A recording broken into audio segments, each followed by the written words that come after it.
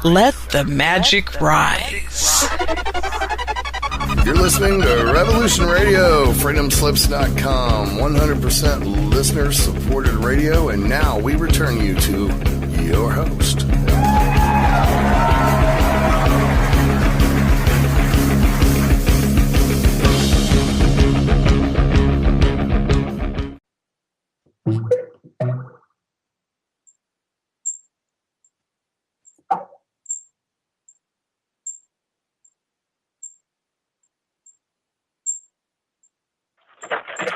Hello, everyone, and welcome to Jingly-Jangly. I am Gary Branson, U.S. political stringer, and your substitute host for just a moment while we figure out a couple of technical things going on.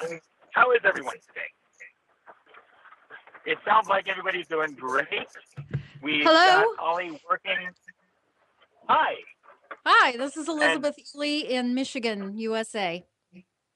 Hi, Elizabeth. How have you been? Great. How are you? I'm doing spectacular. I'm coming to you live from just outside whichever hurricane. I'm not sure which one that is, but I'm pretty sure it's happening. Somewhere south. At least that's what all this background noise sounds like. Hi. Oh, I see. Hello.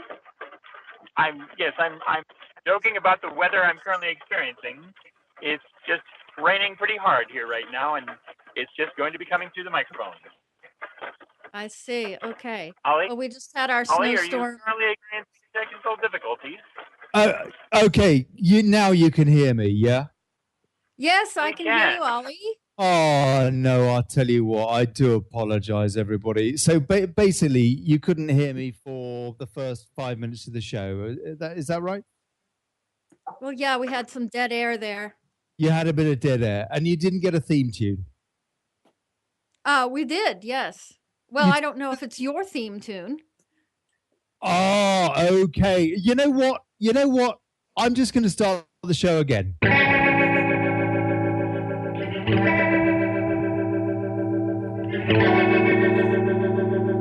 You must excuse me, people.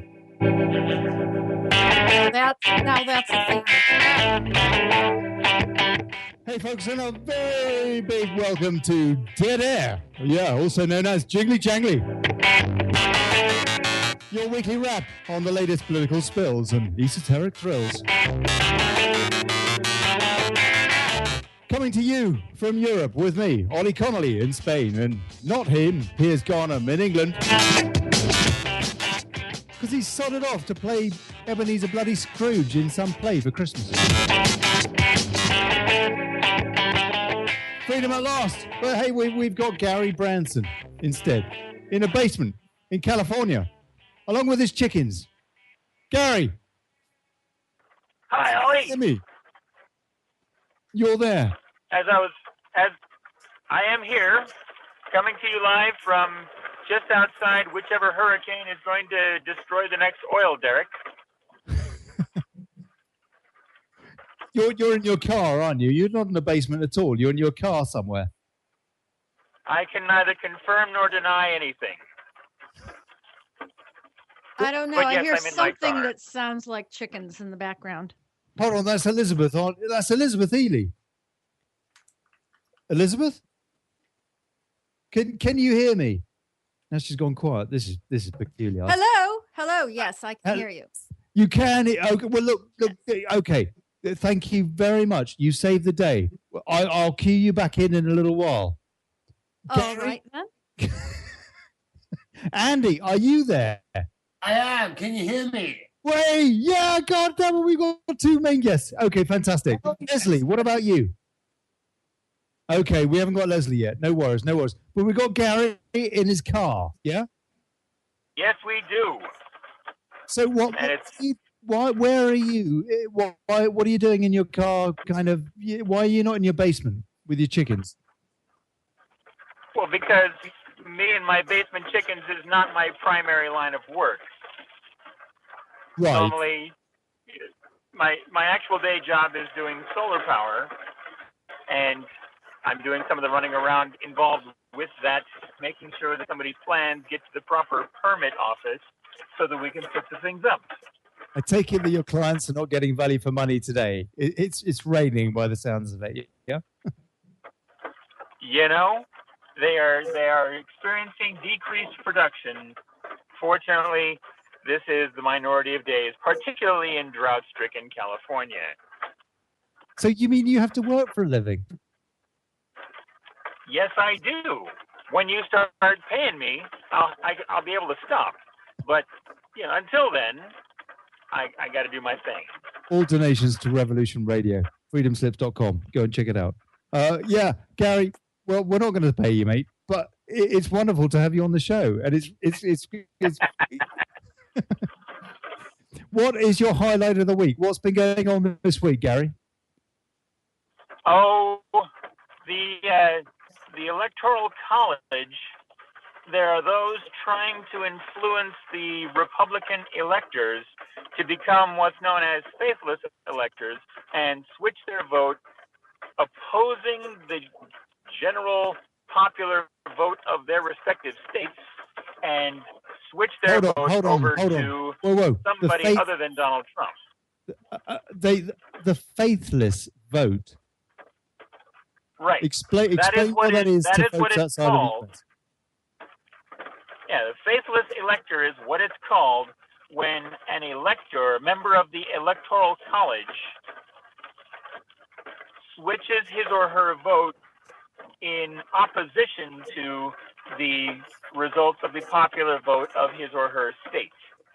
And so what, presumably you get so many electoral voters in proportion to the number of electoral college votes for that state. Is that right? Or that is correct. Yeah, how it works is every state votes individually, and whoever wins that state gets all of that state's electoral college votes from electors in their state. Well, Trump quits in then, isn't he? Hold it. Trump quits in then because he in the electoral college he won hands down. Maybe not with a popular vote. We can't be sure, but with the electoral college, he did. So what's the problem? Absolutely. So the problem is that there are those who don't like that. Well, you like Clintonistas. What's that? Like Clintonistas. Yes. People exactly. that want Clinton to win. Clintonistas, right. Those are the people who are trying to persuade individual electors to switch their votes away from Donald Trump. But that would be highly undemocratic. Surely that's just not going to happen. That's surely not a real problem for the smooth transition. According to Obama was lauding. Yes, exactly. But according to Harvard professor Larry Lessig, who was also briefly a presidential candidate, and you've been researching one who had a very good message. What's that? You've been researching this, Gary. Oh, I've been following him all along, actually. Professor Lessig. Being the U.S. political stringer that I am. Yeah, quite right. Exactly. So, yeah. So Larry Lessig was running for president on the platform of, I'm going to spend all of my time getting money out of politics, and once I have succeeded at that, I will step down from the presidency and hand it over to my vice presidential pick, which presumably would have been Bernie Sanders. This would have been just about the optimum situation for our country, because he'd have had a hardcore mandate to get money out of politics. He'd have had moral arguments for not allowing anything to get in the way of that and putting all the pressure that the president's office can bring to bear on this one specific problem. He was a one-issue president. This is amazing. And then once that was accomplished, preferably, within the space of a year or something along those lines, because when the presidency really brings everything it's got, a lot can get done. So this was a realistic plan but he never got remotely close to actually being in the running for the Democratic nomination. This is remarkable. My co-host sounds like he's in an edition of Star Trek or something. You know, is that just rain or is that hail on your car roof? I think there are literal cats and dogs falling from the sky. Donkeys and elephants. Goats and monkeys all over the place. May I interject here? Go on, Elizabeth. Yes, it has the sound of the shit hitting the fan. Well, crying out loud! I tell you what, you just can't get the guests. Sorry, go. Yeah, carry on, Gary. Yeah. So anyhow. So basically, hold on a sec. Okay, all right. So that's on one side of it, the Electoral College, but there's something before that, isn't there? The reason that they're being told to rethink their vote is because there are Reds under the beds again. No? That is the excuse that is being used. Yes, is that the Russians leaked emails and theoretically hacked our voting machines. Now, there is not going to be enough time between now and 4 days from now when the Electoral College meets and votes. There will not be nearly enough time for the secretaries of state of all the 50 states to have computer scientists come in and examine their equipment and determine whether or not there was any hacking involved. Right. So we are not going to get any hard and fast evidence concerning that in time for this vote. So it's all going to be based on conjecture. Yeah. But old Larry Lessig says that he's got more than 20 of the 37 electors needed to swing this vote. He's got 20 or more than 20. He says he has more than 20. Right. Okay. I read 30 earlier, but I mean, it just sounds so far-fetched. He says that well, he says 30 is maybe a little optimistic. He's rock solid on his 20. Now, keeping in mind. So 20. Hold on. Let me get this right. Yeah. Gary. Let me get this right. 20 people in the United States who have the responsibility of voting with their state in the election are considering going against democracy on the hearsay of an establishment which is distracting, using the Russian card, which the FBI have said that this is something that they don't agree with. For example, this card is, you could argue, it's a distraction for the fact that the DNC rigged the primary. Bernie Sanders, quite likely, should have been on the ticket.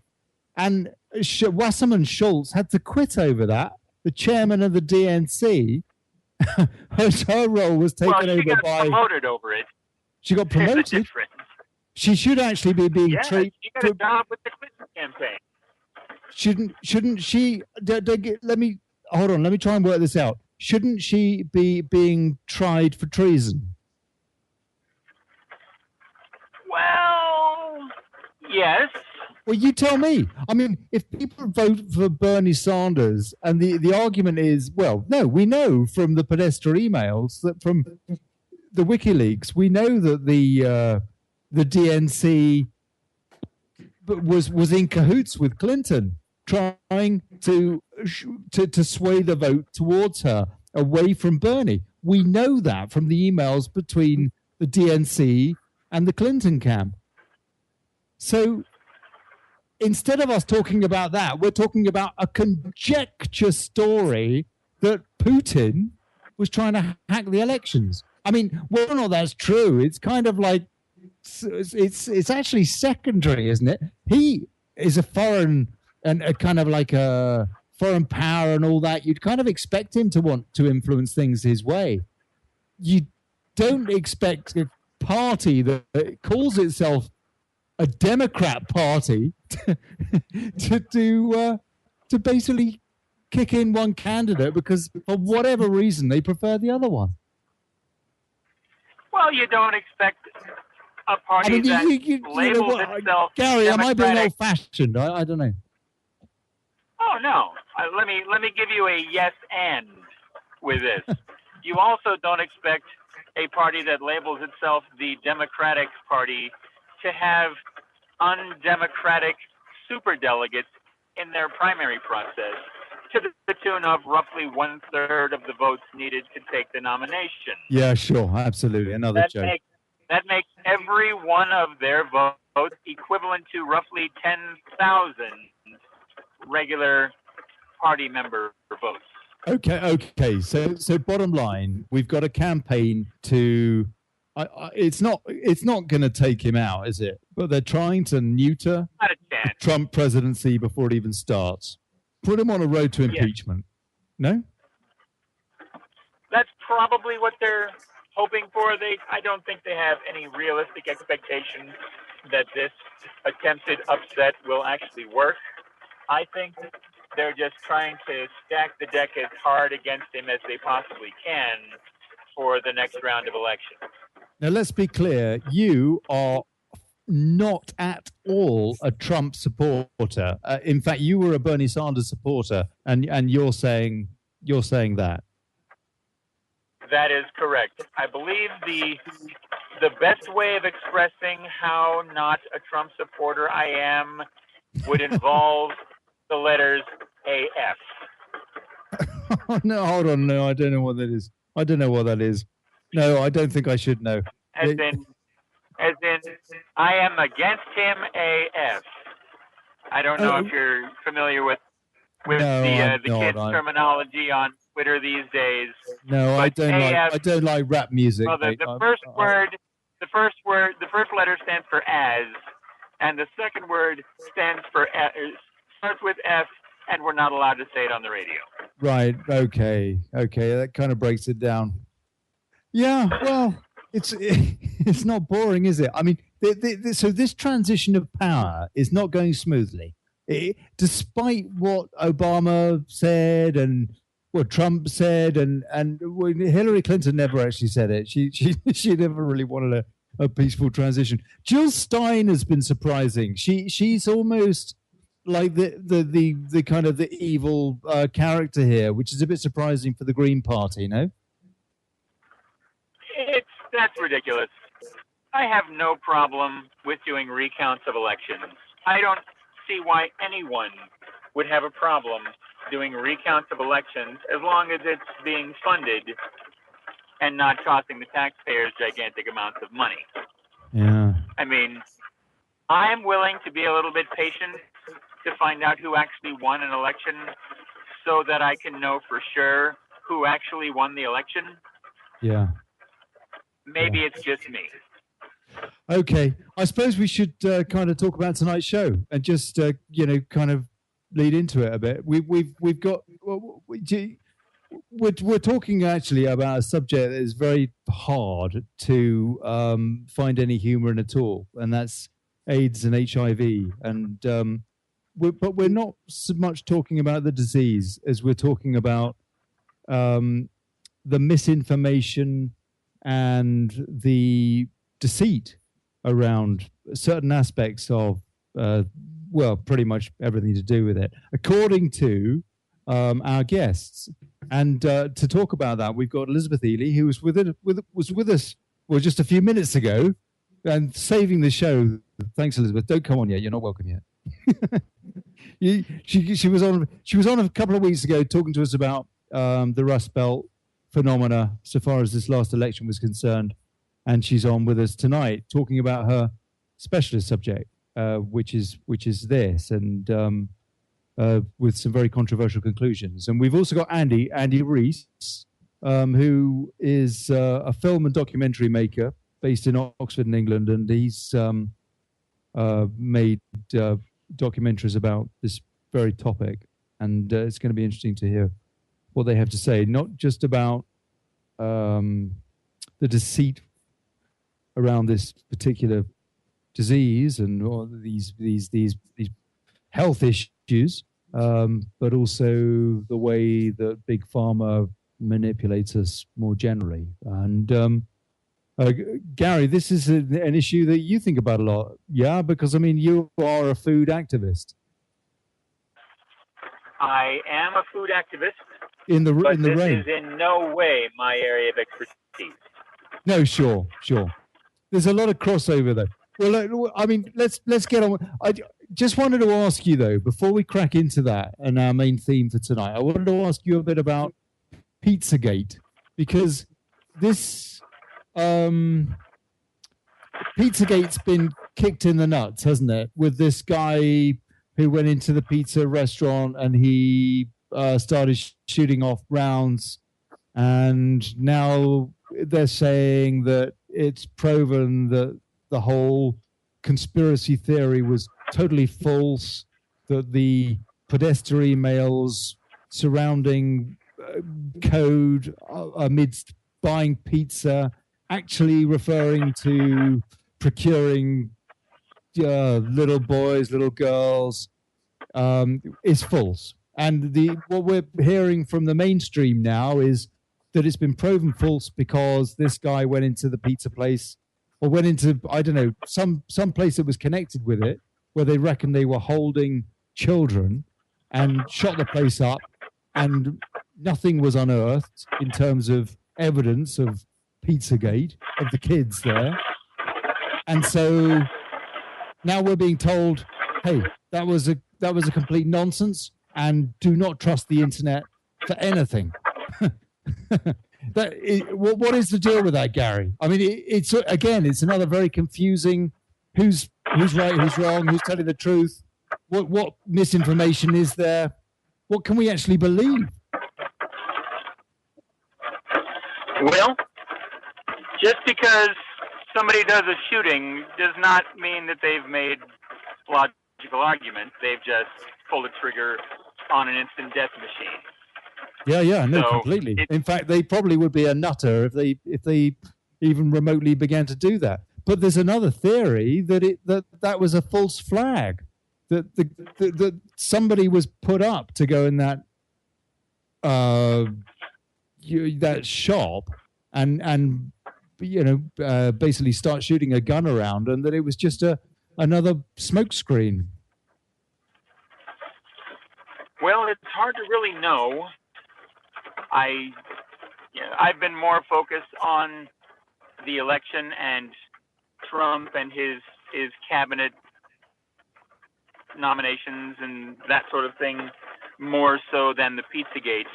That's been more Pierce's bailiwick. Although he's sure. So really that's right. Absolutely, he's playing Ebenezer Scrooge this week. Absolutely useless. This is very odd, though, this Pizzagate thing. I really don't know what to believe about it. But what we do know is that there are these peculiar emails that Podesta and some of his pals were writing. And well, sure.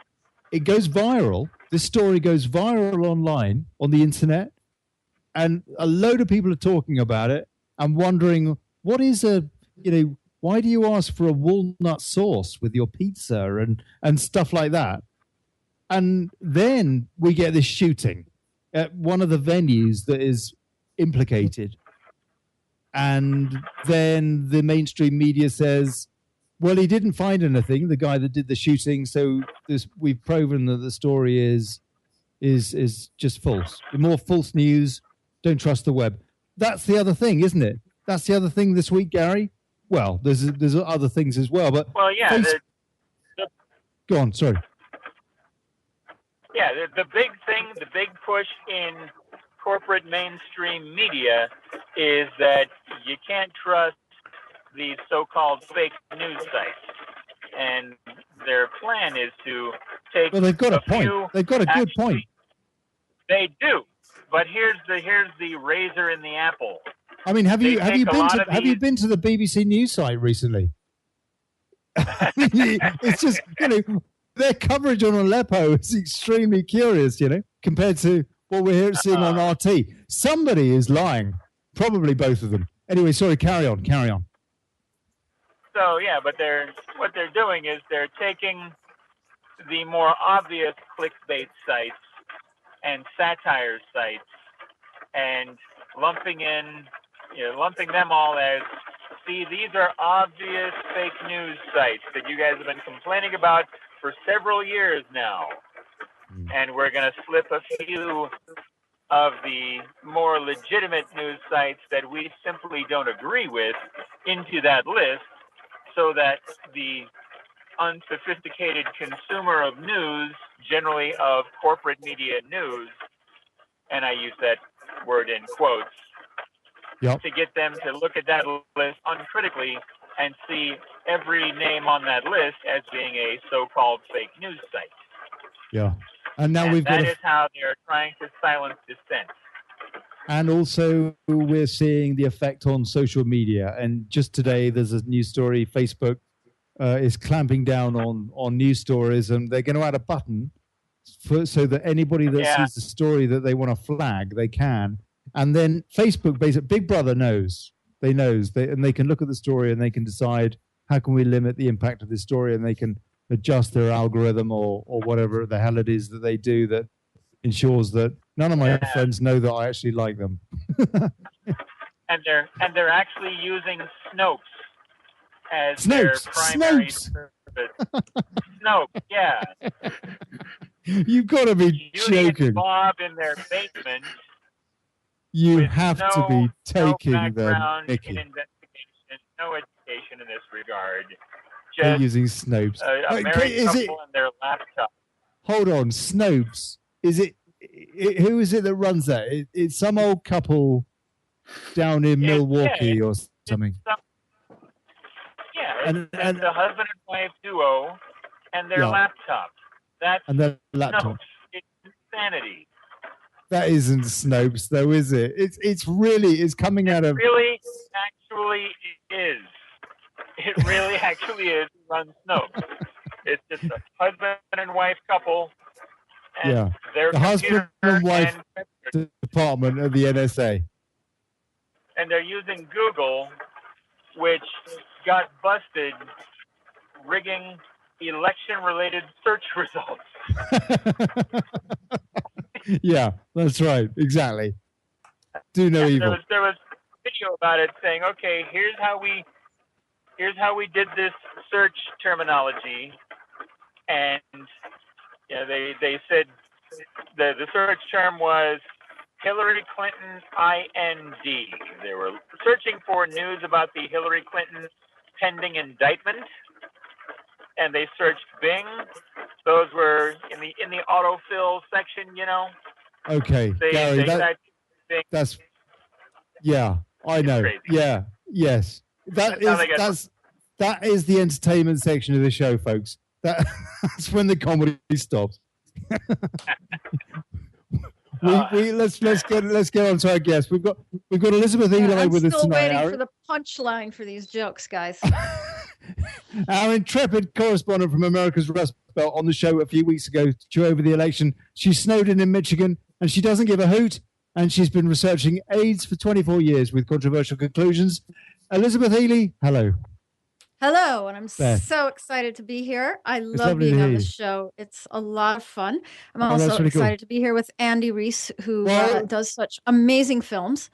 Indeed. Andy, film and documentary maker based in Oxford, England. He likes to punt on the river. He's got bad teeth. He made an award-winning documentary about tonight's topic, Positively False Birth of Heresy, and another documentary to boot, Positive Health. Andi Reiss, good evening. Well, thank you so much. Good evening to you guys. And it's so good to be here too. I'm listening with intrigue. So am I. I just hope I'm muted or unmuted at the right time. So, guys, basically, now that I completely screwed up the segue, you are basically here to tell us that HIV, at least, and the whole AIDS kind of storyline is completely false. That's basically what you're saying, yeah? Maybe you'd kick off with this, Elizabeth.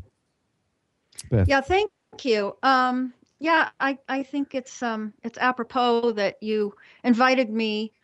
I'll go back and do your segue for you. I have a so-called or so-believed false news site or podcast, and Good. I've been doing it. I've been a part of it for 5 years now. It's called How something. Positive Are You? Yeah, there you go. HowPositiveAreYou.com, and it's soon to have a new website. I'm really excited. You could at least have waited till the end of the interview to do that, you know? Well, yeah, but I just wanted so cheap. I wanted to point out that, you know, if you're looking for fake news, or the kind that's called fake news is actually real news, you can go to my site. And it's really great that I get to talk to you now. HowPositiveAreYou.com. Yeah. That's a plug. I mean, that's a good slogan because, like, what is truth? What is reality? That's all being obfuscated right now. And I have been a party to watching this obfuscated, and obscured in connection with our health for 24 years now. Yeah, and you have been researching this a long time. Why did you start researching this? What got you intrigued, Beth? I read a book, and I was working at basically an AIDS organization at the time as a temp. And what I was reading in the book and what was coming across my desk were at odds with each other. And the book won because it had basic logic on its side. And what I was seeing there was not logical at all. So what was the disparity? Well, if I could tell you, the basic part of this is that there is no such thing as an HIV viral test. You could possibly put your blood under an electron microscope and see if you have these thingies in it called HIV. But you can't. But that's not the test. Hold it there. We'll come back. Yeah. We'll come back to that. Andy, sure. what was your? How did? No. It was lovely. Andy, how did you get intrigued in this subject? How did you get involved in this subject? Well, I think before I answer that question, Olly, it's important to understand what Elizabeth has just said. Mm-hmm. That's hugely important, and that's the very reason why I became intrigued in the project in the first place. Because if there is no essential gold standard, one cannot gauge whether we have HIV or not, at which point we cannot gauge whether we're going to have... By a gold standard, you mean a reliable test? Well, as Liz said, HIV is the only virus in the history of virology never to have been isolated. Liz, Beth. Go. Yeah, yes. Beth. Elizabeth. Well, there is some debate about whether it's been isolated, but the truth is, whether it's been isolated or not, the tests don't pick it up. They're antibody and genetically based tests that are substitutes for finding a virus, and they've never been validated back to finding a virus. That's it in a nutshell. It's very simple. So when somebody says they've been diagnosed with AIDS, with HIV, we're talking about, what have they been diagnosed? Well, according to the package inserts inside the HIV tests themselves, which they don't get to see, those tests are not qualified for a diagnosis. You have to have it interpreted by a doctor, and there's no standard. Okay. Hold on a sec. We're getting slightly a bit beyond ourselves. Let's just get to the punchline on this. You are both saying, both of you, that we basically don't know what HIV is. HIV as a label is a nonsense, and you're not saying that with AIDS as quite so much, are you? Can you just give us a bottled history, the difference between HIV and AIDS? Andy, maybe you can do this very quickly. Just tell me the difference between HIV and AIDS, and then we can, just so that we can get the glossary of terms here. Okay, well, Beth is far more qualified than I am to speak about this subject. Well, in that case, shut up. Beth, you tell us. Yes. Give us the difference between HIV and AIDS, first of all, just so that we got the glossary bit. Cheers, Andy. Thanks for the honesty there. Well, HIV is a test result, not a virus that's found in you. Right. And it means that eventually you're going to get AIDS, which HIV could be defined as any disease. Yes, it's a test result. Okay. A not very good test result. You're finding positive for HIV. Right. It's positive for HIV antibodies, which aren't even correlated with the presence of HIV. They're correlated with a lot of other stuff. Again, we can go down a whole rabbit hole about that. But it's basically a test result. And then later, if you get sick, no matter what it is, they'll call it AIDS.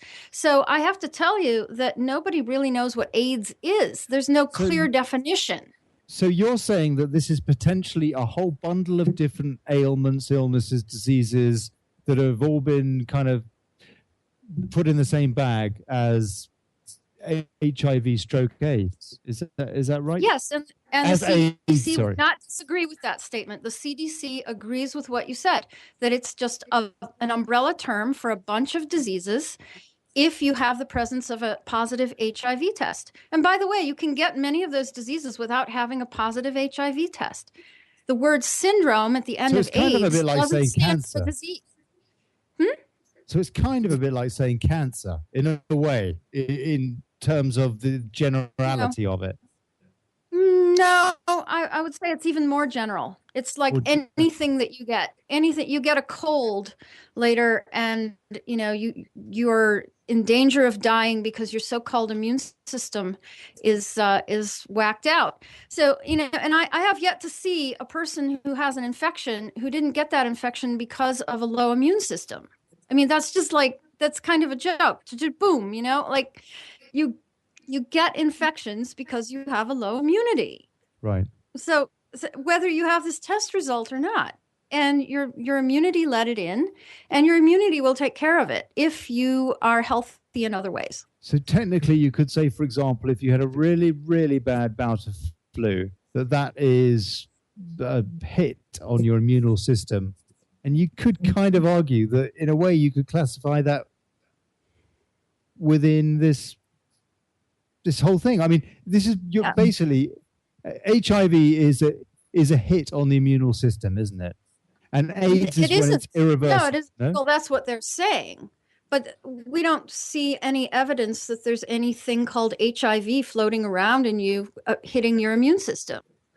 There's no test for that. You can't identify. Nobody's managed to identify it. Right. And as far as flu is concerned, I mean, I tell people this kind of funny story about, I'm not Catholic. I don't test positive for being Catholic. I'm Protestant. Okay. But if I tested positive for being Catholic, I'd get the Catholic flu. But as it is now, I just get the flu. Okay. So, if you're talking about the flu is your immune system kicking into gear, cleaning out the crap in your body and telling you, and telling you to rest. That's the sign of a working immune system, not a broken one. What is the point? What is the point? Andi, maybe you can answer me this question. What is the point of the pharmaceutical industry inventing some kind of term which doesn't really mean anything too specific? Unless they say it isn't so specific. Did they ever say it was so specific? It's a good question. And Beth, I would then now challenge you. I'm happy to articulate this, but Beth, if you can give Olly a historical appraisal of what happened in '84 with the Chirac and Reagan governments, with the HIV label, I think that would be hugely interesting. Well, I don't want to go too far into it, but it gets back to what is AIDS? I mean, it's context sensitive.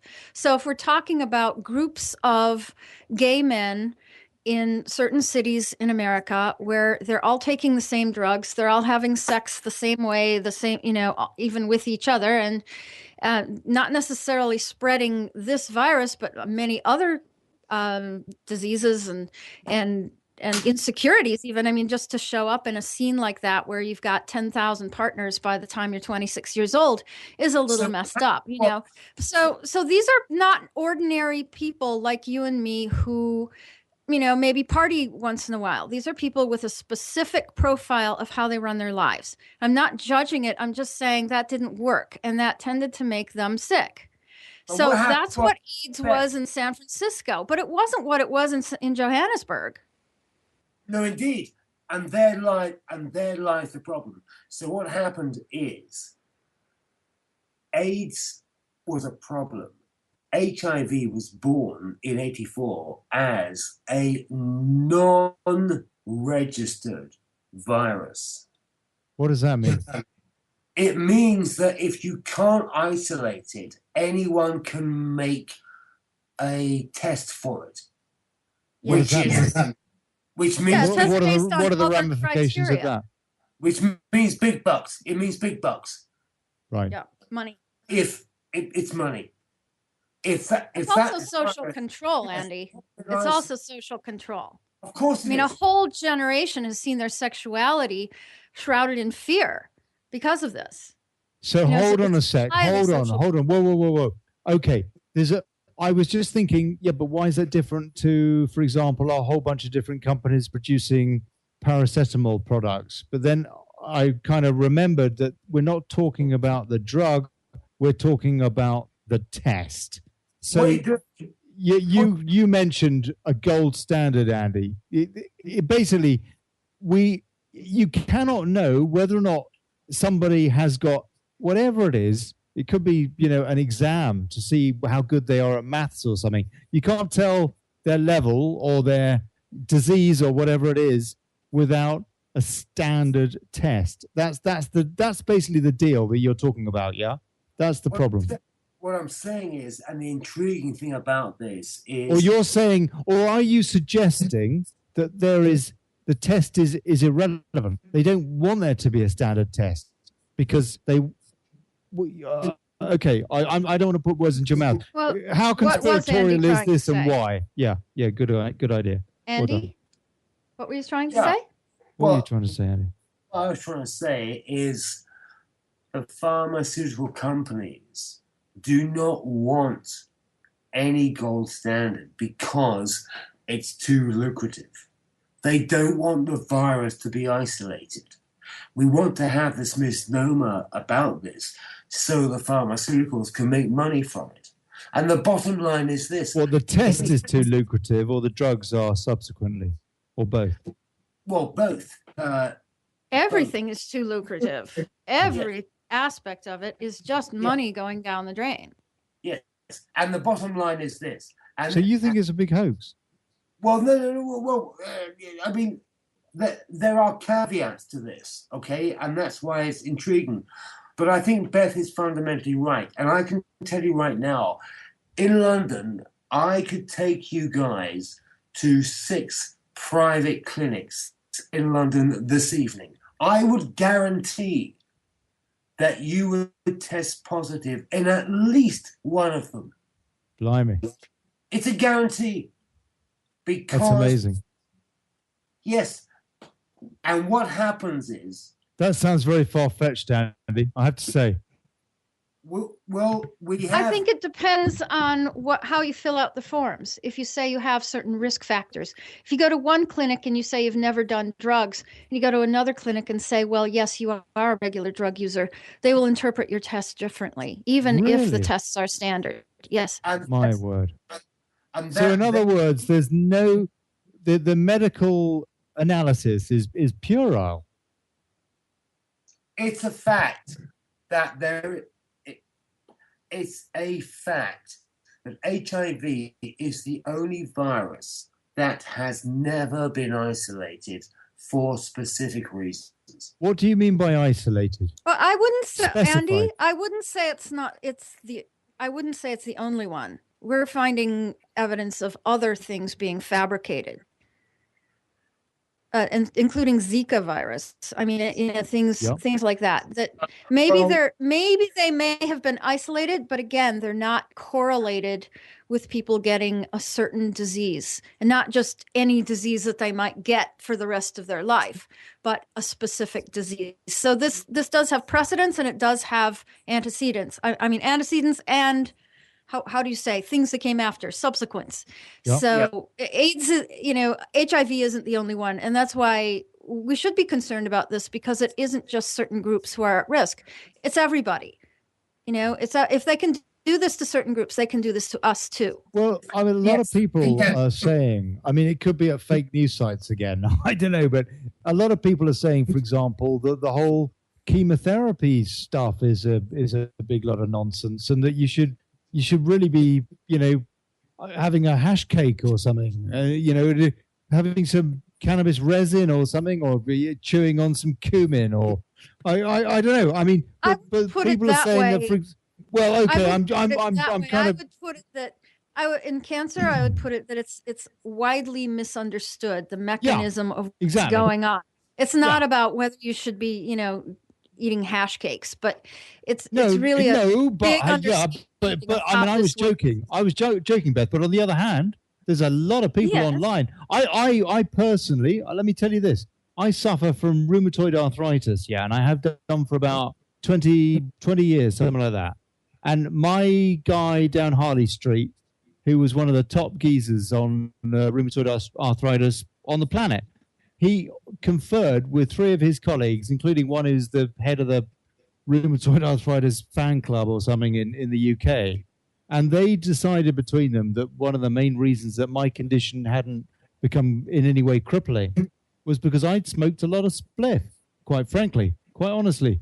And I've seen a lot of evidence online from people saying that, for example, cannabis sativa is an anti-inflammatory. My point. I just want to know the mechanism. My point is, how much can we trust Big Pharma when it comes to telling us that, you need chemotherapy to basically half kill you before we start recuperating you, or to take statins when you're, or to take all these vaccines. God, how many dozens before you're about 2 years old? I mean, how can we trust any of this? No. Yeah, there you go. It's that simple. No, you can't trust any of it. No. There, it's unanimous. Hey, hello? Gary Branson. Hey, there he is. Hey, he got out of the chicken coop. Gary. I've been here the whole time. I'm just letting you have the say. He's a gent. He's probably playing with his chickens. You're not in your basement tonight, though, Gary.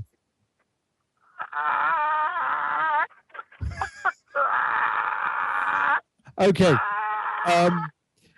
Yes. Right. So this is. So we go. Well, this is balls, isn't it? I mean, this is an absolute joke. But I hadn't. I had kind of read so much stuff about cancer, and or rather, cancer treatment, and it's so hard to trust basically what we've been prescribed for so long. And looking online every day on my wall, on my timeline, there's more. You should be considering these health foods and instead of these drugs, and why the ruddy hell is half of the US on Prozac, for God's sake. But you're saying that this thing that we have seen with individual kind of diseases, that AIDS is basically an industry unto itself, and I suppose cancer, you could argue, and vaccines. Well, there's no real definition of what AIDS really is. There's no real boundaries around it. So you can call anything AIDS if a person has a positive HIV test. Now, if I have a positive HIV test and I break my ankle in an American hospital, they'll want to wonder why I'm not on AZT. It's insane. What is AZT? AZT is an anti-AIDS drug, yeah? It's since the late 80s, and it has side effects that are exactly the symptoms of AIDS in these populations. It's the side effects of the drugs. That's why they're dying. Indeed, yes. Yeah, I looked at the lists and they matched up. That's in 1992. I looked at that and I looked at the fact that there was no real test, and I said, okay, I'm done here. I didn't need to go into microbiology or get a degree in that. It was so simple, which is kind of why they're so successful in keeping this issue alive, because they want to make you think it's far more complicated, that you can't just listen to me, whom I'm not a microbiologist, and believe me, but it's basic logic. It's basic common sense. If somebody can find you a test that actually finds particles resembling HIV in your blood, then maybe we can have a conversation. But my conversation ended, at least as of 1997. I got bored with it and I started looking at the hot buttons they were pushing in people to keep this thing alive, because they obviously have no science. And then it got really hilarious. That's where it got fun. Incredible. Yeah. If they're talking about, safe sex and all this stuff, and they're saying, oh, no, we're sex positive, and making you terrified of having sex. I mean, how is that sex positive? I mean, it's like cue the laugh track, it's funny. Do you hold on? What do you think there's a deeper agenda here? I mean, do you think this is just about money, or are you saying that this is about control? Well, judging by the hot buttons that they're pushing, it's about control. So tell us about those hot buttons. Well, there's sex, there's homosexuality, there's genocide. They keep bringing that up. Genocide? Contamination. Yeah, genocide. Every time one of us speaks up, they say that we're supporting genocide in Africa, that we don't care about the African babies. Look, I'd like to actually feed the African babies. I mean, it's not rocket science. But they use that meme because they know that we have not resolved our angst over genocide. The Holocaust, Rwanda, everything like that. We're as a species, we're traumatized. You're saying that they're using AIDS as an excuse for malnutrition as a result of poverty, which is induced through, for example, unfair trade and warmongering. Yeah, and also cheap labor. Yeah, cheap labor. And then they'll say, those miners in South Africa aren't getting AIDS because they're not getting lung disease because they're working in mines under horrible working conditions and terrible wages. It's because they're availing themselves of prostitutes. So they blame the victim. And yet I'm being told that I blame the victim. It's just turned upside down. There's so much racism in this, and especially this ridiculous idea that it came from Africans having sex with monkeys. There's absolutely zero evidence of that. No one comes forth with it. They just, put out a press release every few years that they found some evidence in some monkey poop in Cameroon on the jungle floor or something. What wouldn't you find in jungle poop in in Cameroon? You'd find lots of stuff in there. So you're saying that this is being used as a racist instrument as well, as an instrument of division. Yeah, and it's made all the more sinister by the fact that they'll claim all over the place that it's about tolerance and getting together and singing Kumbaya and holding hands. But if you really listen to what they are proposing here, it's racist. I've never known anybody to sing Kumbaya and hold hands, but I haven't either. We're coming up to the top of the hour. Yeah. We've got to, I don't know, some people are going to say, oh, some old nonsense.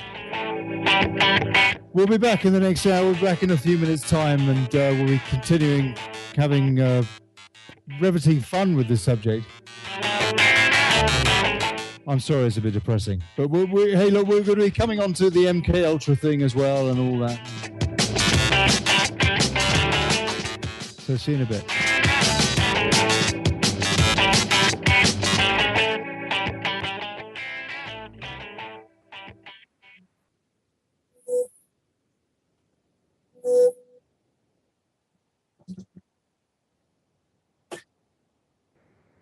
Yeah, that'll be us.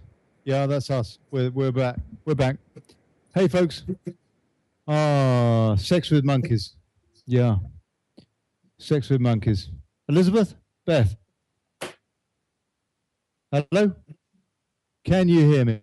Yes, I can. Yes. And I've never, ever had sex with monkeys.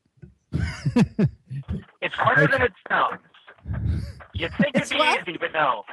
No, not at all. I don't know what the woman in Connecticut with a pet monkey was trying to do with the pet monkey, but he took her face off. Blimey. I mean, yeah, I don't know if you can even hold these things down to have sex with them, actually. I have no idea. Baboons look pretty fierce to me. I went to Windsor Safari Park once, and they scared me a bit when they jumped over the car. But Okay, so we're saying that it started. No, sorry, somebody told us that it started with sex with monkeys, and then we saw John Hurt telling us that we're all going to die of ignorance, and basically everybody just bought it. But that's what we did in those days until 9/11 and the advent of the internet. When we were told something, particularly if it was by a doctor or a vicar, or a politician, or your head of state. Yeah, just make sure you didn't get the information on the internet. Yeah, then it's true. Yeah, that's right. Yeah. Well, in 1996, somebody, it might have been the UN or somebody, I don't quote me on the source of this, but somebody said that there would be 5 billion dead of AIDS by the year 2000. The only problem with that statistic was that was the entire population of the world at the time, 5 billion. That was such a frightening statistic. I can't remember what the number was, but yeah, I remember that kind of a stat. And that was 5 billion. Andy, you remind me, when was that advert with John Hurt? When, I mean, God, he didn't look very well himself when he did that. It was 84, and it was seminal, and it was so instrumental to the whole plague terror of what we now assume as the HIV threat. Plague terror. Yeah, if I wanted a spokesperson for plague terror, I would have chosen John Hurt in 1984. Yeah, definitely. Yeah, he looked like dead. Death. He'd just come out of the Alien movie. He'd had the alien popped out his stomach just a couple of years before, and he still hadn't got over it. Yeah. Very effective spokesperson. But then there's this idea that we all have AIDS. There's an actual spoof on it. There's a song, I think it was done by the people who created, was it Team America, and might have been associated with South Park. Everybody has AIDS. Right. Yeah. Everybody has AIDS. It was the lead song for a fictional play called Police. Huh? Beth. Yes. Wasn't that from the Book of Mormon?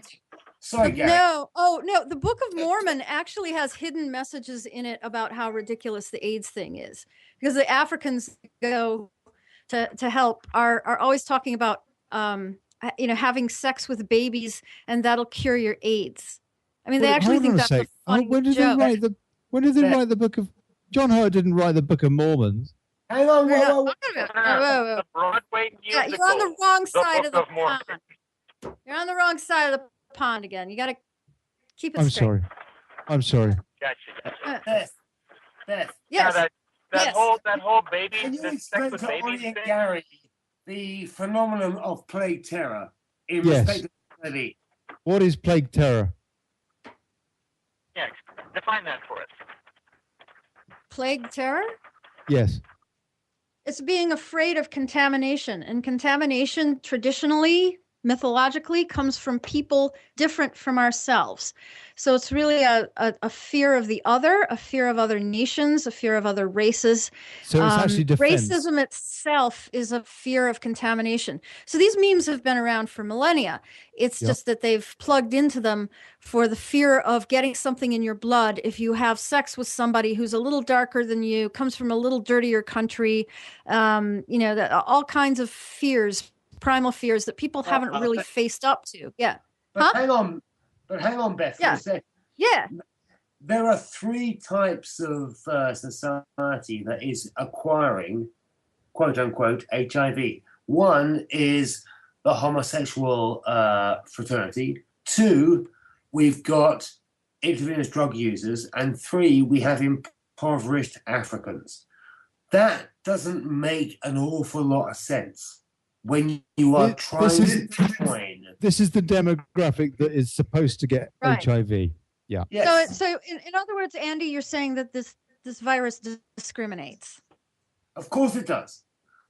Yeah. Well, I would also say that these three groups are people, well, with the exception of the impoverished Africans, the homosexuals and the IV drug users, they're being targeted for testing. I mean, they don't have a van outside Princeton University testing the students. Okay. Exactly. They have a van outside the junior high school that was across the street from me in Brooklyn, New York, that had Black and Hispanic students in it. It's who they're targeting for the test, and that's who's So they're getting larger numbers of that. Also, So I interviewed someone. Yeah. So you're basically saying that this thing is being used as an entire propaganda vehicle, and also it's being used to scare people. That's the plague. Yeah, certain groups of people and certain groups of white people to be scared of certain non-white and non-heterosexual populations. It keeps us all fighting. But that bit at least hasn't really worked, has it? I mean, I'm not afraid. I don't think people, by and large, that are straight, for example, are scared of folks that are gay, thinking that they're going to get not overtly, but when you throw this into it, then yes, they are. But you might see it's all gone underground. Subtle manipulation. We're trying so very hard to be modern civilized people. And yet we think people are taken in by this, Beth? You think that? Oh yeah, totally. You think it works? Yeah, and the thing is that in the name, they still make commercials, don't they? And the messages there are pretty subtle. Yeah, in the name of loving, your gay neighbor or your poor addict neighbor, you're given all these wonderful warm fuzzy messages, but you're asking them to take a test that will ruin their lives. Yes. It's a hypocrisy and an unconscious one in many people. They think they're doing the right thing. Hold on, you're asking who to take a test? You're saying to you're asking gay men. You're asking IV drug users. You're asking in some cases people. Impoverished Africans. You're stigmatizing people. Right, and then they stand up and they say, well, it's terrible that people are being stigmatized. Well, they wouldn't be stigmatized without your poor test. And the Clinton Foundation, which is the largest AIDS organization in the world, I suspect, they've actually pretty much admitted it as a modus operandi, that they go into these countries, they stigmatize people by telling them they have HIV. Of course, their tribes and their families cast them out, even if they're children. And then they say, oh, we have to take care of all these people. Please send money. We have to build clinics. We have to build villages. We have to blah, blah, blah. They don't build any of that.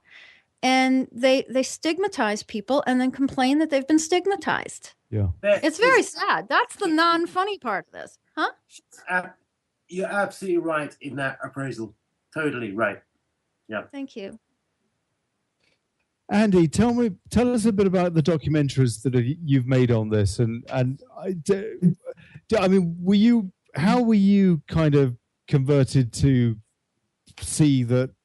Well, I was intrigued because I had a girlfriend who told me that she was HIV positive, and it was about 7 years ago, and I was told by the NHS here in the UK that I should expect to be deemed HIV positive after a test that I had, which would have a 7-week process.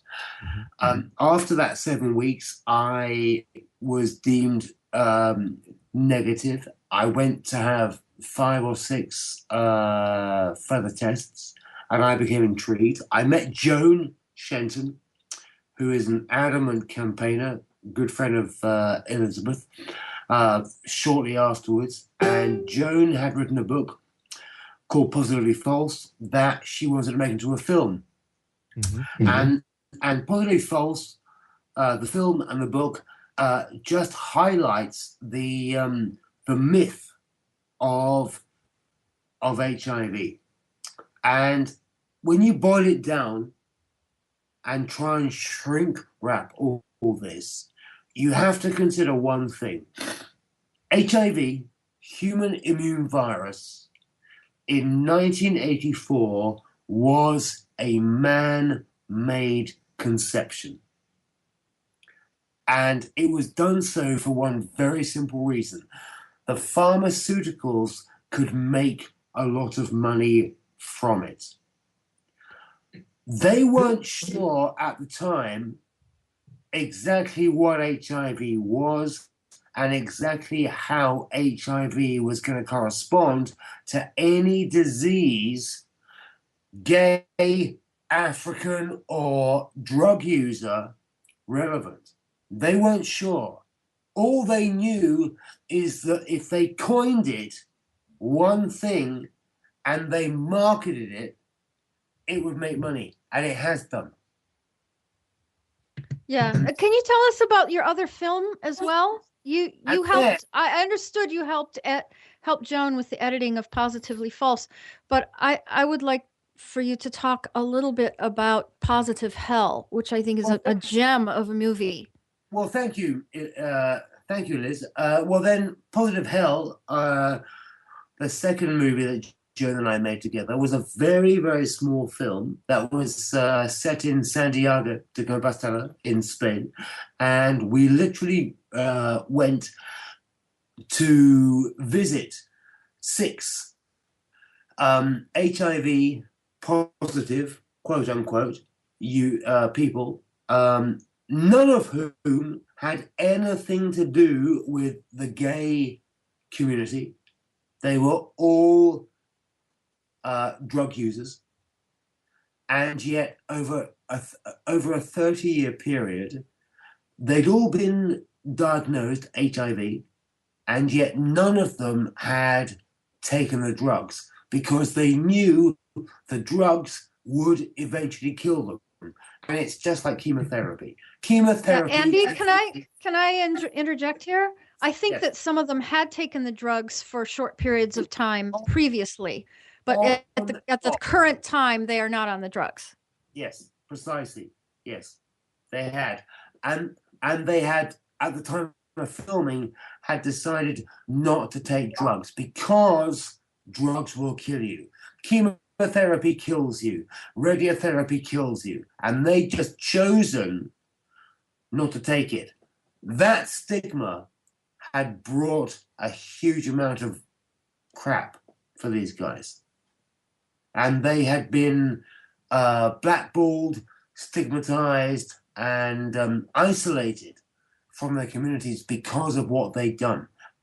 And the amazing thing about Positive Hell, since Liz mentions it, is there's one couple who the woman was diagnosed HIV positive, and the male is diagnosed HIV negative. Much easier as a receptor to become positive, i.e. the woman, and yet they have 2 daughters who are completely clear.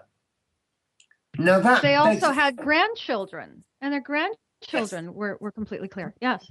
How do they get away? This may sound like a really silly question, and it is, because I know the answer already, and I guess pretty much everybody listening does too, but let's just get it out there anyway. How do they get away with perpetrating this myth? I mean, there must be a lot of scientific journalists out there that realize that, you know, this doesn't add up. Yeah, and they lose their jobs as soon as they publish on it. And all these guys were doing were living their life and just working from it. All comes back to the same thing, doesn't it? The fact that there's a clique with a very tight-knit group of very moneyed people at the top of the pyramid controlling all these strings, whether it's the journalists, whether it's the big pharma folks, the politicians regulating all this. Is that right? Yeah, and also there's, it's very easy to manipulate. You sound very nonchalant about it, Elizabeth. I mean, after years of researching this, I know it's just these days it's just so simple. Andy, do you agree with that? Well, yeah, yes, I do, but one second, Olly. Tell me about the butt. Tell me about the butt. Give me some kind of hope. So Raquel, in our film Positive Hell, she's a woman, right? She was diagnosed HIV positive. She married a guy who was negative, right. and they had 2 children. Now, if Raquel is diagnosed positive, as the receptor of a sexual relationship, you are going to be arguably the receptor of that disease. Okay? Very, very important. Okay? Her kids should have been diagnosed in the womb HIV positive. They weren't. Why? Because she chose to disbelieve the prognosis that she had. And she's now got 2 children who are HIV negative and a husband who's HIV negative. And she's not taken drugs for 30 years and she's fit as a fiddle. Now, based upon the fact that HIV is a plague terror and a virus which has never been isolated, how can you argue against that woman's existence? You can't. Yeah. You can't. No, you can't. And this film, I showed it to many people at a film festival in Hudson, Ohio. We had such a poor audience the first night that I actually just took people into the business center of the hotel and showed them the film individually. And they were all completely floored by this. They were just they found it incredibly powerful. And they had no doubt that it was true. I mean, it was all there before you. So it was a very powerful 28-minute documentary.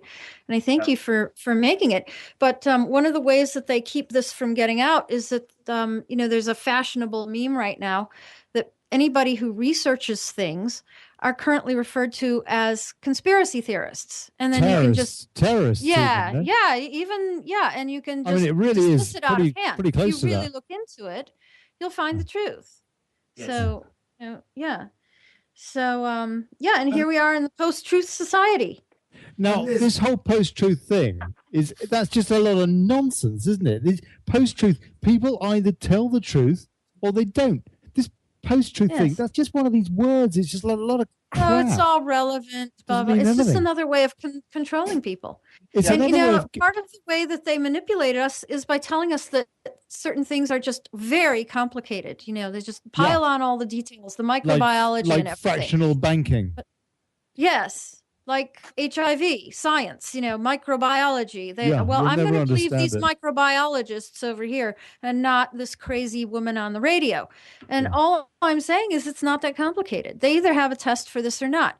Make them show you the package insert and tell you that this is a real diagnosis, and see if they do, and laugh them out of the clinic if they don't. So that's one way you can deal with it. So this whole myth, this whole charade has been going on for since about, as you mentioned, Andy, since about 84.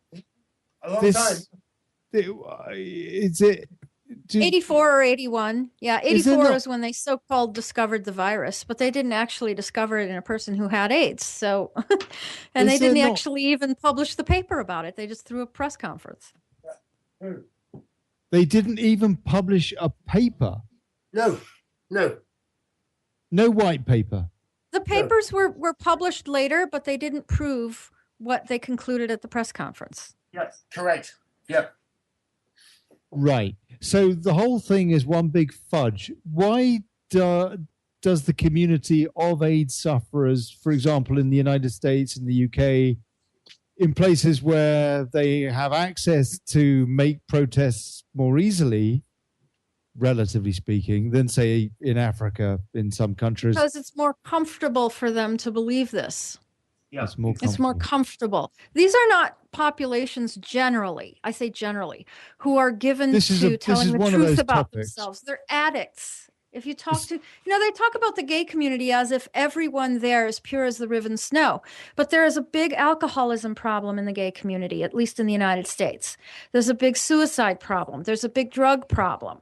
And these are addictive behaviors and addictive psychologies. I'm not saying that everyone who is gay is that way. I'm saying that there is a big problem in those communities, and that cumulatively, that's not a population that's going to start looking into things and telling the truth about themselves and what they believe and their dependence on others, their dependence on prescription drugs to make them feel like they're validated, they're not going to protest. And if they do, they're going to be shouted down by the rest of the guys. Yep. That's what happens to them. So, and Gary Null actually at one point in the 90s, I believe, or maybe around 2000, he got together a bunch of people in New York City who had actually survived this diagnosis without taking the drugs. And they were all excited. They all got together in one room. They put out the press releases. They thought they were going to have the press there, the media, and nobody showed up. And all these people were so crestfallen. They just said, well, nobody cares about our stories. They only want to hear the stories about the poor guy who, died with all his friends around him. We're living our lives. We're doing great, but nobody cares. We don't get validated. We don't get love bombed. So if you want to get love bombed, get a diagnosis. What sort of support is there in the medical community for your theory or for your questions? Nothing. Yeah, not much. I mean, there are certain doctors who will speak up to me privately, but they won't go public about it. What do they say, Beth? They say it makes no sense. Yeah, but the reason why Beth, the reason why they don't do it is because who are they funded by? Right. There are plenty of people who don't even say it. Yeah, but there are plenty of people who aren't who are brave enough to tell me, look, I've never believed this. I talked to one doctor who he and his roommate studied it when they were in medical school, and they both concluded this made no sense. Yes. He didn't see what the big deal was. I said, well, if you go public with this, you will lose your license. Precisely. Exactly.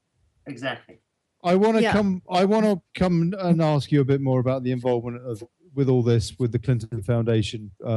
Yes. Well, I'm going to have to go in a few minutes, maybe about 3 minutes.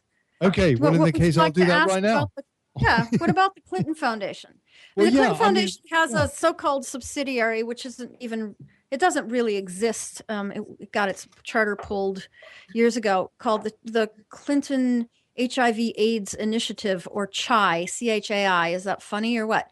So, and they go around the world signing these memoranda of understandings with governments and collecting money from these governments, from taxpayer funds, from places like Australia and, Europe and places like that.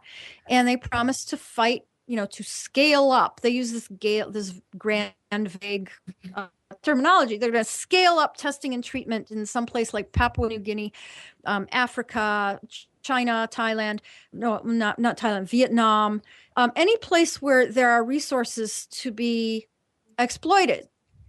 And so what happens is, as part of that deal, somebody gets paid off. Some politicians in these countries get paid off, and a certain deal goes down for a certain friend of the Clintons to make money off getting the concession for mining these mineral resources or other resources in the country. And that's just the way it works. That's where all this pious appeal to fighting AIDS in the third world goes. There is no other, I swear, there is no other more legitimate thing going on, at least as funded by the Clinton Foundation, unless it's a front for other activities. Blimey. Speechless, huh? Yeah. I sure was when I found out about it. There's a great guy. He has a site called Michael Smith News out of Australia. He's not the most succinct writer, and he tends to just data dump stuff, like whole tracks of agreements and things like that. But he has certainly documented this and the Australian government's complicity in it. And actually, Australia is investigating some of its top officials. They make you think like what do you mean Australia the Clinton Foundation is clean? The Clinton Foundation is clean? No, well, yeah, in the United States, the whole propaganda is that the Clinton Foundation is doing really important work around the world.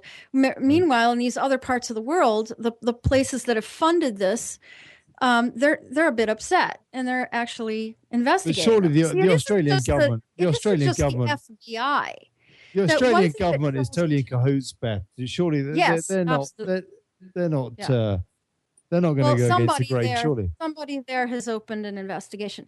The point is that, all this talk about any corruption in the Clinton Foundation, we investigated it here in the United States, so nothing to see here, bye. Okay, fine. But you have every country in the world who's involved in this, and they will be opening up their own investigations, possibly. And donors, multiple donors who gave lots of money to this thing, some of them sincerely hoping that they would fight AIDS.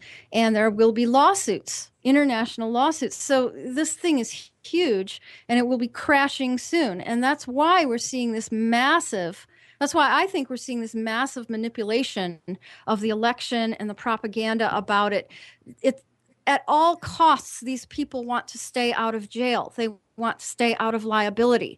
And everything will come crashing down on them and on a lot of world leaders if they don't.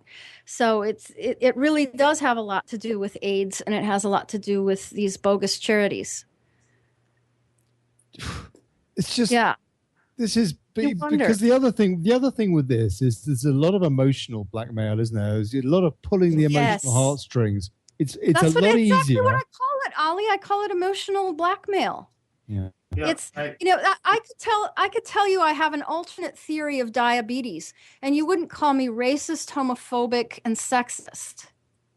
But if I have an alternate theory of AIDS, all hell breaks loose. What am I up to? Yeah. Am I a neo-Nazi or what? It's emotional blackmail. It's telling you that if you don't go along with this, you don't care. Yep. So it's a bit like what they're saying about Donald Trump. He's kind of like the AIDS on the political scene. Sorry. Well, it's kind of similar. It's that I didn't vote for Trump. Well, he might be though. We don't know. But anyway, I didn't vote for Hillary Clinton either, and I'm not all that upset about Trump. And that means one thing in this country. It means I'm racist. No, what I really mean is there are a lot of parallels on there. I mean, you could argue, I'd be very interested to hear the views of a few folks on both sides of the argument for climate change, and the parallel of that with this, with the bogus, emotional blackmail. Well, we don't. Exactly, and we don't know how much of the science is true because most of us don't walk around with half a dozen different ologies to really understand the depth of the subject. Well, the thing about climate change is there's so many variables that I don't know how they can really know anything. I don't want to get into changing the subject, but I mean, for example, our global financial system is another one. I mean, the way we do our banking, we are, as you said, we're told everything is so confusing, we won't understand it. Right. And we think it's just people but stealing. Actually, when you look at it, it's really, really simple, and it's just called they can print money. It's as simple as fraud, and they can lend it to you, and then they can take money off that, but they've actually printed it out of nothing. Yes, and that's basically. Well, I'm going to have to go, Ollie, but I thank you, and thank you, Gary and Andi, for hanging out and listening to me rant. I'll be doing a repeat performance at a bar tonight here in this little town in the Rust Belt of Michigan. And people can listen to my podcast anytime they want at howpositiveareyou.com. Do that again. And I think howpositiveareyou.com. Well, that was. Should I say it with a sexier voice? That was a positive plug. That was a positive plug. Yes, please, Beth. Say it again. Go on, do it again. I said, oh, yes, please. Howpositiveareyou.com. Okay? How's that? God bless you, Elizabeth Ely. Thank you very much. Thank you. Thank you. Wonderful. Ta-ta. Thanks, Bye. Ben. All the way from snowy Michigan. Blimey. Oh, Andi? Ollie. Gary. Go and kill myself after hearing about all this. Yeah. It's just us now. Good grief.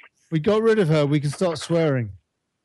She has a very relevant point, No, we're still on the radio, Ollie. Oh, no, we are. You're right. We cannot do the swearing. No. Blimey. This is... It's scary, but on the other hand... no idea it was this bad. Well, did you not? Had you never heard any of this, Gary? To be honest with you, I hadn't. Not very little. Some rumors, but not a lot. No, this is all news to me. That's amazing, isn't it? Because, I mean, you and I, we're quite in the loop with...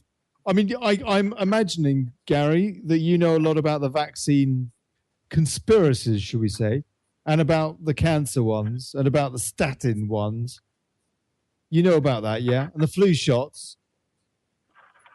I know about a lot of that stuff. The statins one, I am not familiar with. You'll have to educate me on that either this week or next.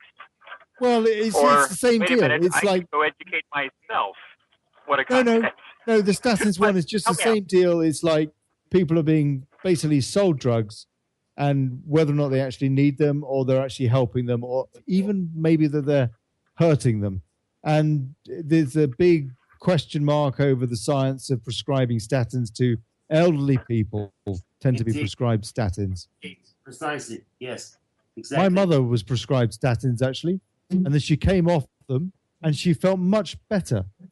And a lot of folks reckon that they are prescribing statins basically to make money so that they can sell them on bulk to the NHS or whatever health service, or privately or whatever. And that, right. Andy, I mean, are you familiar? Are you familiar with the term medical lunch? No. What that is pharmaceutical companies going to a hospital, taking everybody out to really elaborate lunches, or catering really elaborate lunches. Right, and like a jolly. Basically, it's the sales pitch kind of thing. And then they start paying the doctors according to how much of their drugs they prescribe. Andy, this is this not like climate change, the whole debate there? Is it not a similar deal?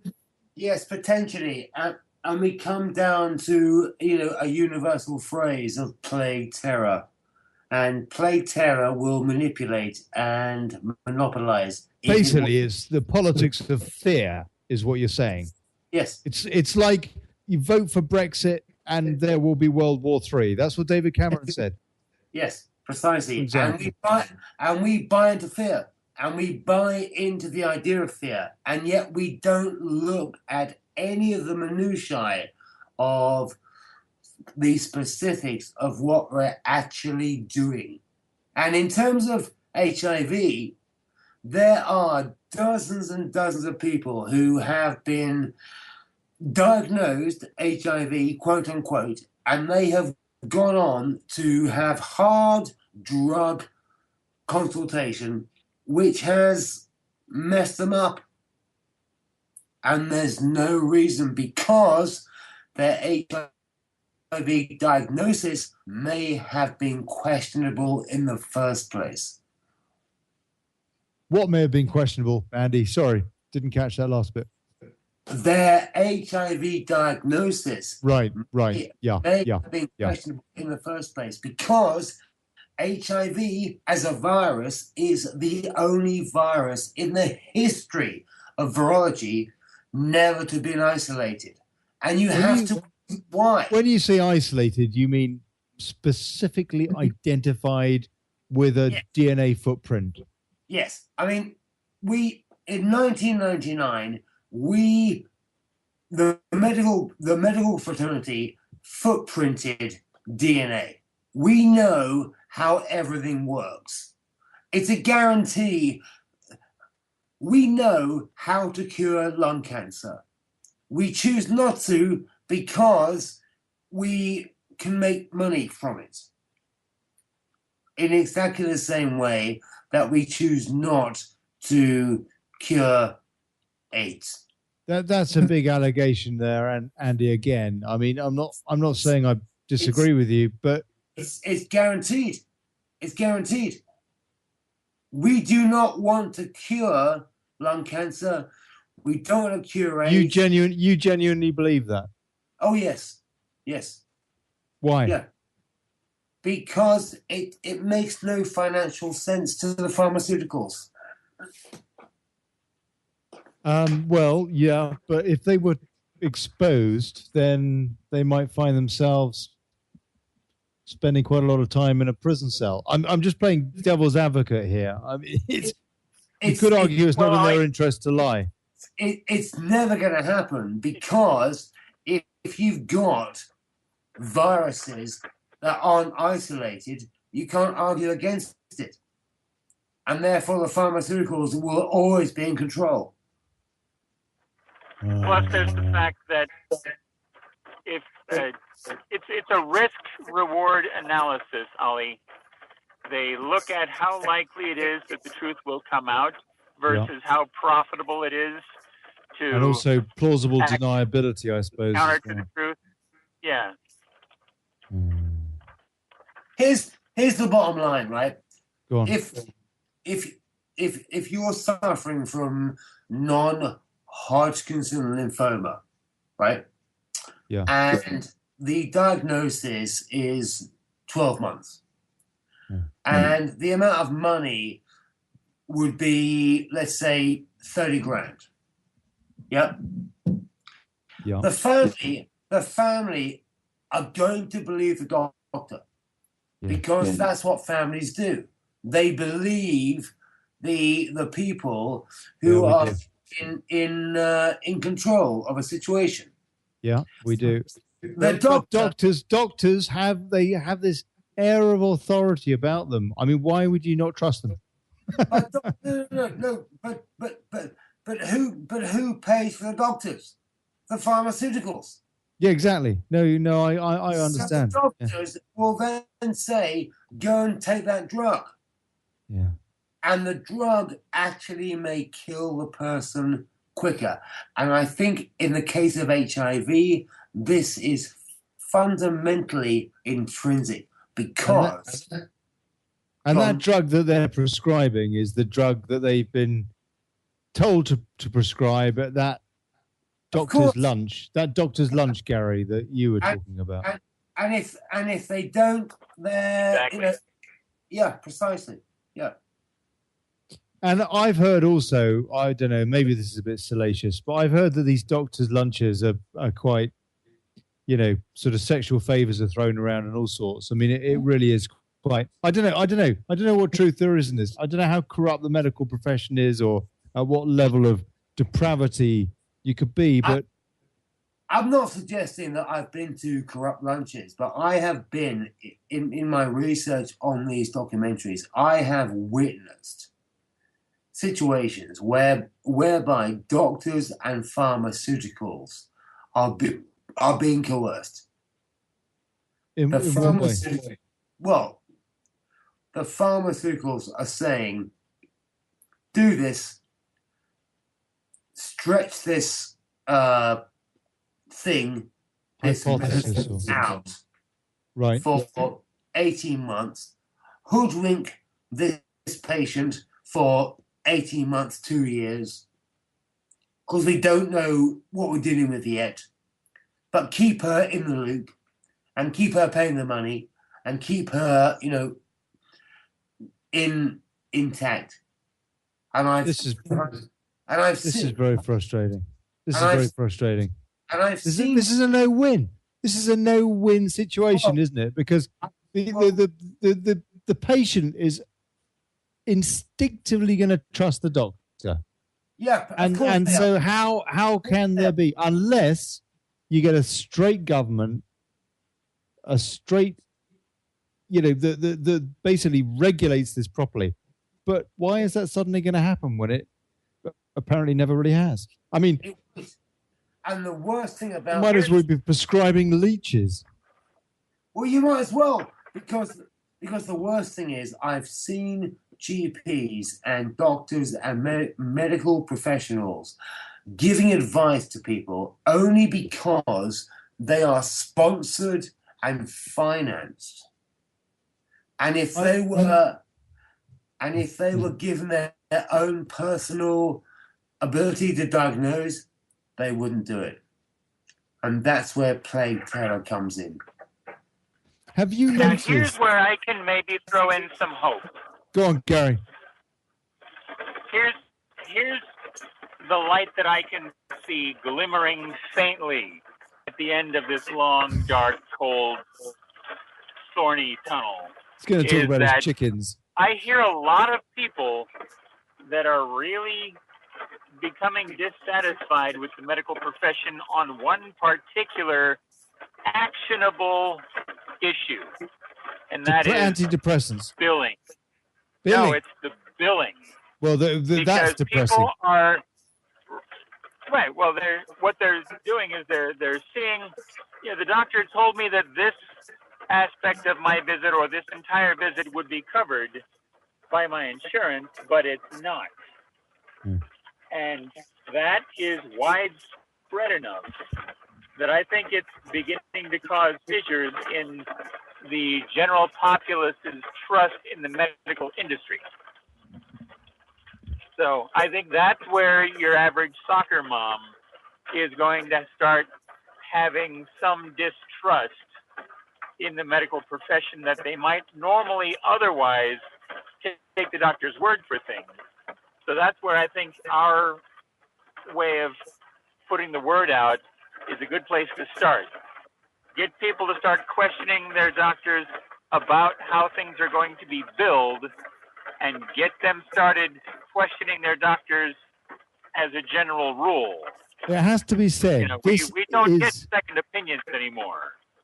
Well, this is a problem with doctors, isn't it? Because they don't like being questioned. I remember I mentioned that rheumatoid arthritis thing earlier. When I first had pain, and I had a lot of pain, when this thing breaks, it's really, really nasty. And I went to the doctor and I told him I had the symptoms X, Y, Z, and she didn't want to know. And I went back and she didn't want to know. And I had to go back 3 or 4 times, and I had to basically raise my voice before she would refer me to a consultant. And in that case, it's because the NHS doesn't want to spend the extra money, doesn't want to budget that extra bit of cash for you to go to a consultant. And to a certain extent, well, yeah, you can understand it. Things are tight. But on the other hand, if you've got a lot of pain, well, and so my doctor in this case didn't want to know, did not want to know. And that's a lot of the problem. There is an arrogance amidst the medical profession. I had this again. Another doctor told me, just a second, another doctor, I said, I got this problem. I got this rheumatoid arthritis. He took the test just to make sure that, I don't know, I was being honest or whatever. He said, yeah, you have. You need to do this. You need to stop drinking alcohol, and you need to take, chemotherapy. A lower dose than the cancer dose, but you need to take a kind of a half dose of chemotherapy for the rest of your life, and you're only allowed half a beer a day. Well, I mean, I you've got to be having a laugh, haven't you? No liquor. I went straight back to Harley Street. My old specialist was a Scotsman. I mean, you're going to find out that. Anyway, he said, look, you can have some liquor. You can have some liquor. No worries. My point is that doctors, very, very often, they have this arrogance problem. They do not like being questioned. When you say, hold on a sec, they don't like it. So true. Yeah, so over in the NHS, they don't want to spend the money because it comes out of a budget. Yeah. Over here, they want to load you up with 27 different tests so that they can get paid for each individual one. Bloody hell. That's the problem with our health care service versus the problem with yours. And I suppose we could go deeper into this. I mean, in the States, there's all this talk about fluoride in the water and all that kind of stuff, and also about the level of the population that is on antidepressants. That latter fact, at least, is a similar deal in the UK. I think increasingly the people are being increasingly, if you like, dumbed down or medicated to the point of being more easily manipulated. Andy? Yeah, we are. Of course we are. We are being dumbed down. We are being numbed. Of course we are. Yes. But we're not understanding. If you bring it back to HIV, this doesn't bode well. I mean, you're kicking a man when he's down. Somebody who's at an automatic disadvantage to be able to defend themselves against somebody that they, have been brought up, have been programmed, conditioned to respect. Well, basically, they are at such a disadvantage. Well, basically, what you're doing is you're anesthetizing a man. Yes. And you are not allowing them the process of thought. and freedom of thought. Because if you're diagnosed with HIV in the UK and you choose not to take the drugs that are prescribed by your GP could refuse to treat you for anything. And that's absurd.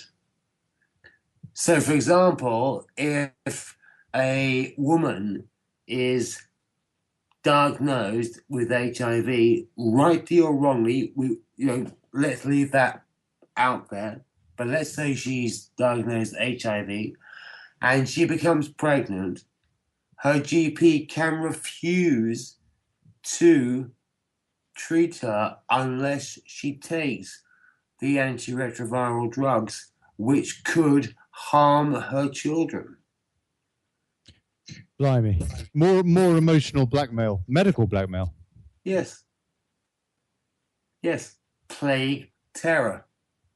Plague terror equal. God, it's actually torture. Pharmaceutical economics. That's what it is. And that's the reason why, as we've seen over the past 2 years, the pharmaceutical companies raising their profits by thousands of %. Your documentaries, Andy, how well received were they? I mean, tell me. Marmite. Did you, for example, what interest did you have at the BBC for putting this on, or at Channel 4, for example? BBC Channel 4 wouldn't touch it with a barge pole. Why not? Because it's far too contentious for, an organisation or organisations that are far too, regal. They wouldn't even begin to look at this and question. Wouldn't even begin. So you as a documentary maker, that's got to be pretty defeating. I mean, you're being told to compromise your journalistic instinct, really. Yeah, damn annoying. And then you find, indie opportunities, which is great, but you're still battling against the mainstream who just don't want to know why. You're not going to make much money from an indie opportunity, are you? It's not. And so the bottom line is that this is exactly how the problem is covered up. Because journalism is suppressed in exactly the way that's happened with you. It's not about the money. It's about journalism is being suppressed, and that's the problem. And this is happening with HIV. This is happening with Aleppo.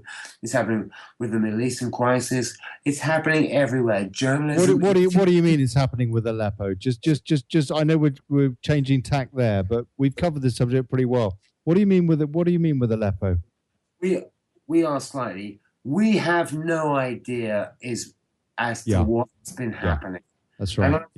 And I've been working for the past 3 weeks on a documentary for Al Jazeera on the refugee crisis. We have no idea.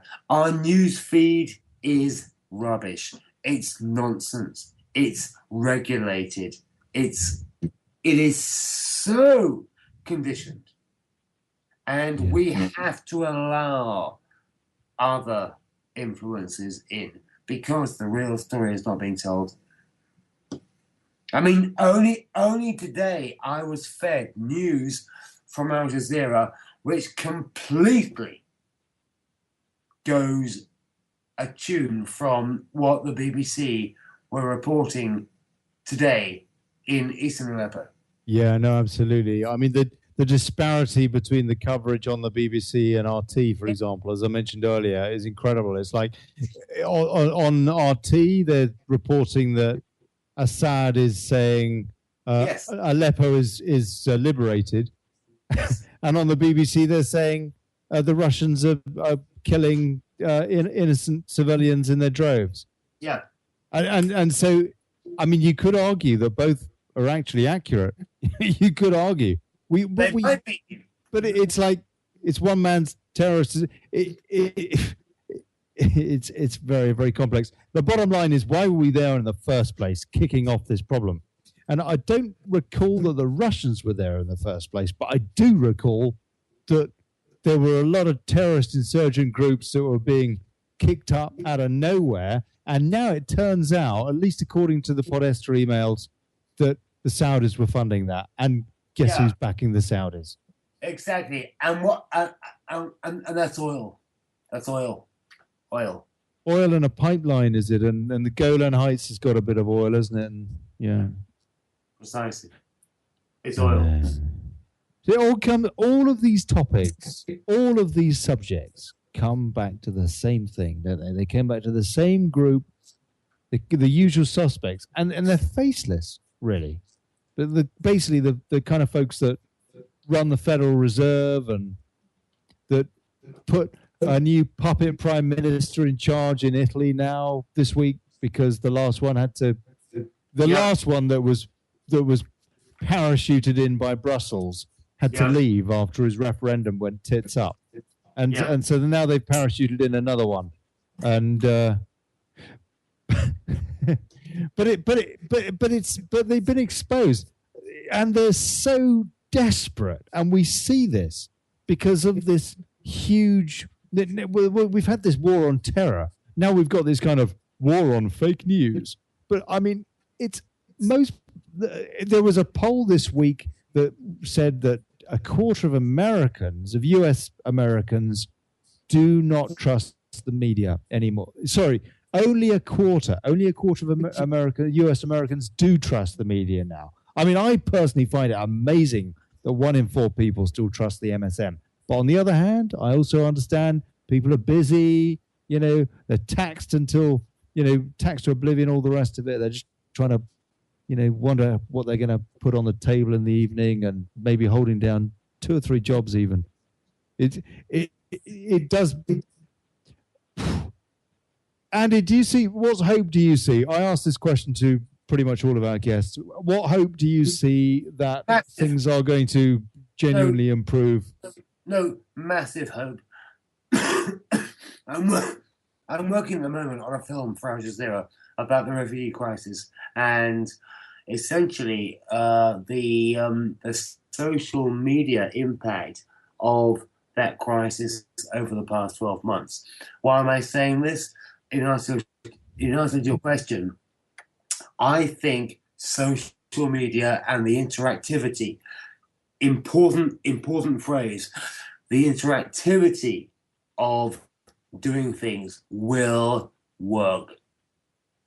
And I think that in time, news feeds and our news reportage will become essentially diluted and potentially obsolete, because the interactivity will take over and we will begin to actually manipulate our own... Create the agenda. Yes. Yeah. I think so, yes. We have begun doing that, haven't we? Really, you could argue that's what Brexit's about. You could argue that that's what Trump's about. Not that people necessarily wanted Brexit, not that they necessarily wanted Trump, but certainly that they wanted some kind of change. Yeah, exactly. Precisely. Yeah. Gary, what do you think of that? Gary? Well, yeah, I mean, both Brexit and the Trump election were hardcore anti-establishment votes. Yeah. And the problem with the Trump thing is that Bernie Sanders was not nominated for the Democratic nomination, because he just the other day went and held a town hall with Trump supporters in, I think it was Michigan, but I have to check where it was. But it was with Trump supporters, and he was able to convince them of his points to the point that they applauded him at the end. Trump supporters giving Bernie Sanders a round of applause. Can you imagine how he would have destroyed Donald Trump if he had been the nominee? It's unreal. Incredible. I tell you, that would have been a fascinating race, huh? To see those two head to head, as opposed to I mean, what we saw was a bit of a. Oh, it would have been hilarious. Guys, we're at the top of the show. Andy, thank you so much for coming on. Andi Reiss. Thanks for having me. We'll get you back on. Thank you so much. Elizabeth Ely, lovely. Thank you so much. Well, I mean, it wasn't a lovely subject. It was frustrating and bloody depressing. Gary Branson, our US political stringer. God bless you, Gary. Thank you so much. Voice of America, voice of reason.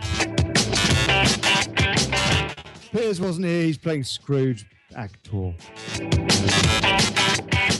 I'm Olly Connelly. That was Jingly-Jangly. God bless you. Here's to us. Thank you for listening to Revolution Radio.